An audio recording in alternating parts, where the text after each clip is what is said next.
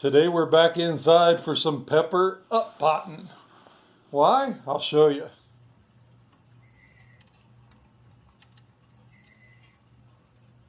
So as you can see, we all face a ton of problems when it comes to the weather.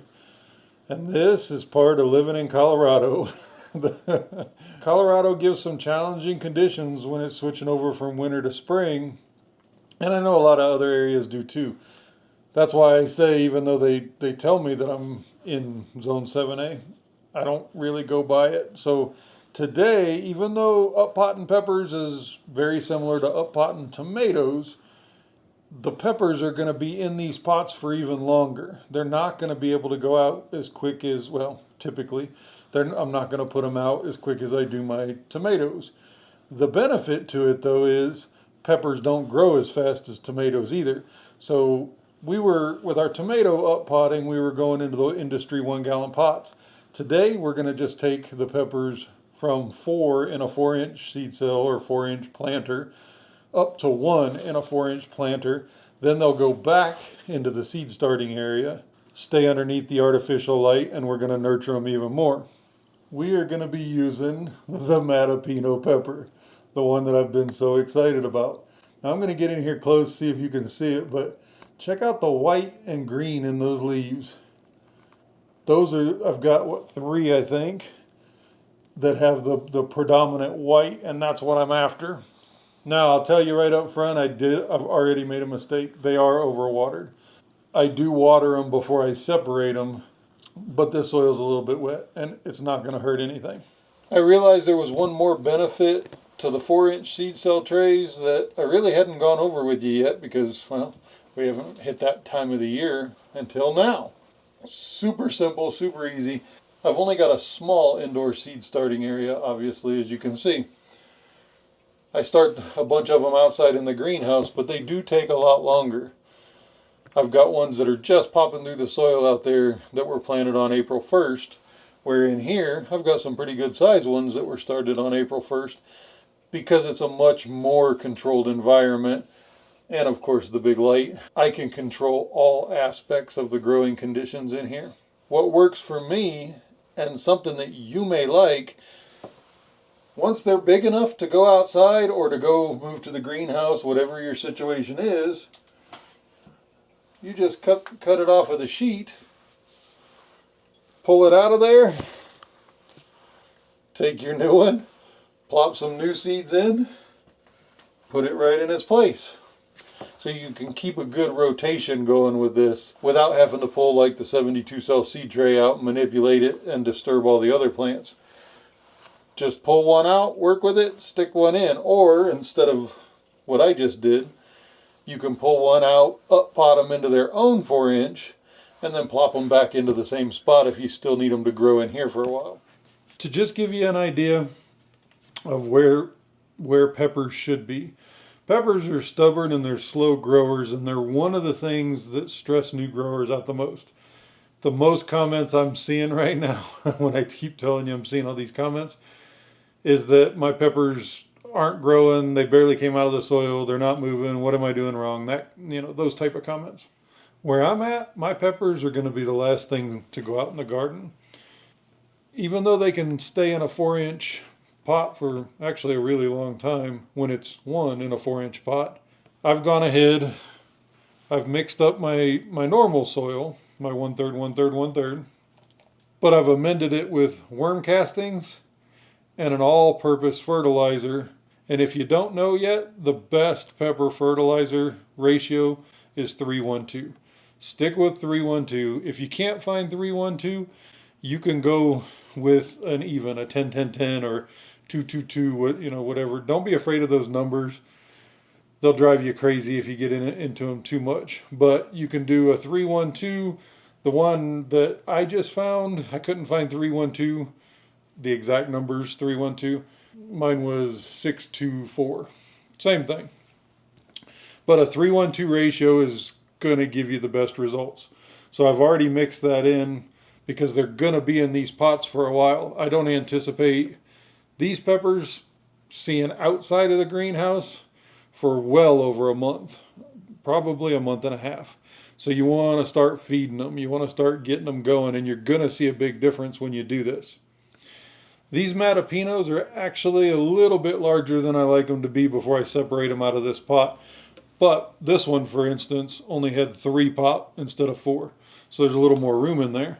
But you can see we already have roots coming out of the bottom, and I like to get them well before that. Something closer to the size that I really like it to be are these coral bells. Coral bell, right now, you've got 4 of the new, 4 of the real leaves, not the beginning leaves. Once you get a good 4 solid leaves on the plant, it's time to up pot. You want to get them into their own. It's still not going to hurt them. Don't treat anything as the gospel. There's plenty of room to move on everything. So don't get stressed out over that. All we're going to do, put your middle finger down the center, ring an index finger on each side, flip it over, squeeze the sides. Now this one I'm going to give a couple extra squeezes up here by the end just because we have roots already showing. And I'm going to slide a little more gently because I don't want to break the roots. Take a look. Like I said, I waited a little bit too long on these, but it's going to be okay. In my experience, pepper plants, the roots for pepper plants don't hold on as strong as a lot of other plants. So what I like to do is set it down in the tray here and then start putting pressure on the corners, and you're gonna see it fall apart really quick. These roots are really deep, so this topsoil is gonna come off first. So we're just gonna go ahead and pull that out of there, and you can probably see, hopefully, in that image that there wasn't any roots up there. I do like to plant, when I start the seeds, I start pepper seeds a little deeper than usual so I can get that deep root going. Work it around there. Now we only, like I said, we only have 3 instead of 4 in this, so they're going to come apart probably a little bit easier, I'm guessing. Now I'll put my fingers in the center here and just start slowly wiggling them apart. And they'll let go. They'll come apart. We got lots of good roots on these. The ones that I'm interested the most in, now the other ones may, over time, show the white leaves that I'm looking for. But let's just go nice and gentle here. Make sure that we're not tearing the roots as much as possible. Let's get up close so you can see. As you pull, see how they just let go and slide? They're not tearing. Just be gentle with it. But you're not going to hurt it. There's the one I'm really interested in. So all I'm going to do is just make an impression here. If you see any of the big stuff in here from the compost, you can pull it out. We'll take a little bit of that native soil because it's nice and moist already. We're going to take our pepper. I'm going to spray the roots with my diluted fertilizer, but it's something they've been receiving all along, so they know. They're good with it. We're going to put it in there and then take some of the soil that I've put the worm castings and the fertilizer in on top. Kind of mound it up a little bit high so you can push it down in there. You want it to have a nice snug fit. You want that soil to touch all those roots. Now if you haven't used worm castings are amazing in your soil.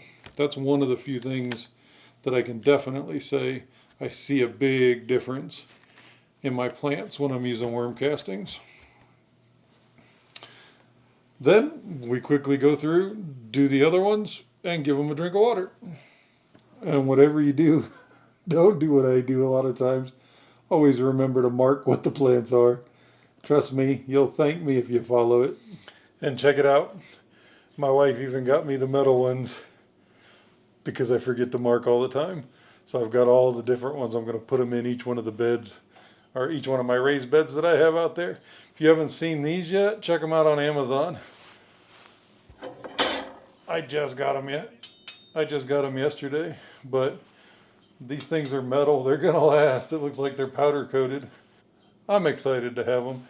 It'll go along with my gnome theme out there. And just like that, they go back in their home, drop them back in the way I showed you at the beginning of the video, and they're ready to continue their life. Now, you can, by all means, at this point, you saw what the roots look like. You could go in an industry 1 gallon pot. It's actually 3/4 gallon, but you could go in an industry 1 gallon pot and they would do just fine. As a matter of fact, I might do a couple of mine like that because I don't know how long I'm going to keep them in the greenhouse. It's touch and go here. It could be 2 weeks, it could be 6 weeks. We just don't know. It depends on what this crazy weather's doing. Just during the time that we've been doing this, it looks like it's snowed everything out back. All my raised beds are covered in white right now. Take a look. Even better to show you than to just tell you. Look at this weather out here. Check out. So this is the table that I use all the time for demonstration. Everything is covered. And if you can see way back there, the chicken said, screw this, I'm going inside. And that's why I keep telling you I tried like crazy to rein myself back and not start my stuff so early like I did last year. I waited until April 1st to start planting in all the pots this year just because I know how the weather is and I don't need pepper plants this tall to try to harden off to go outside. Even though I know a lot of people talk about the hot peppers, and I do too, the hot peppers take the longest to germinate and they take the longest to fruit. But even here, the Carolina Reaper plants, I grow them every year. I keep the seeds and grow them again. Typically, they're one of the first to give me fruit, aside from things like jalapenos that are quick growers, stuff like that. Now, if you don't know too, there's 5 different categories of peppers. I found a good illustration online, and I'll throw it up here on the screen so you can see. And it's the different species of peppers. And the ones that we talk about the most on here, they call it the capsicum chinense. Trust me, I have a hard time saying all this stuff. But the chinense species, the super hots, that's the ones that we talk about a lot. So remember, I let these get a little bit too big. You can see these have about 6 of their real leaves. And really, they should look like that when you decide to up pot them. Hopefully your pepper growing season is off to a good start, and stick around because we're going to be doing a lot more updates and a lot more up potting and a lot more tricks, especially when we get to the tricky plants, the super hots, the reapers and the vipers and the scorpions and all that stuff. That's still yet to come. They're slow growers. They don't grow like the jalapenos. I also have quite a few different jalapenos this year that I'm really excited about because even though I love to grow the super hots, I eat the jalapenos the most. All right, happy growing, and we'll see you next time.